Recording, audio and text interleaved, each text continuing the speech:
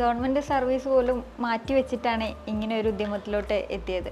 ഇല്ല, ഞാൻ പറയാം, അതൊരു സാഹചര്യമാണ്, ഒരു ഒരു ഒരു നിമിത്തമായിരുന്നു. അപ്പോൾ അച്ഛനെ കുറിച്ച് ആരോഗ്യ പ്രശ്നങ്ങൾ വന്നപ്പോഴത്തേക്കും അച്ഛൻ ചോദിച്ചു, നിനക്ക് വേണമെങ്കിൽ, എനിക്കൊന്നും ഇന്നത്തെ കാലത്ത് ഒരു അച്ഛൻ അങ്ങനെ ചോദിക്കുമെന്ന് എനിക്കറിയില്ല, നിനക്ക് വേണമെങ്കിൽ അത് തന്നെ കണ്ടിന്യൂ ചെയ്യാം, ഇല്ലെങ്കിൽ നിനക്ക് വന്നിട്ട് ഇവിടുത്തെ ബിസിനസ്സൊക്കെ നോക്കാം എന്ന് പറഞ്ഞപ്പോൾ, കാരണം വെച്ചാൽ ഞാൻ അത് പറയാൻ കാരണം വെച്ചാൽ ഇപ്പോഴത്തെ ഒരു കുട്ടികളെന്ന് പറഞ്ഞാൽ 10ാം ക്ലാസ് +2 കഴിഞ്ഞാൽ നേരെ വിദേശ രാജ്യങ്ങളിൽ പോവുകയാണ് അവർ.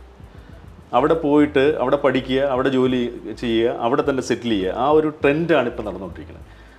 അപ്പോൾ എന്തോ നമ്മൾ വളർന്നു വന്ന ഒരു സാഹചര്യം വെച്ചിട്ട് എനിക്ക് അച്ഛൻ അങ്ങനെ ഒരു കാര്യം പറഞ്ഞപ്പോൾ എനിക്ക് ഡിനേ ചെയ്യാൻ പറ്റിയില്ല.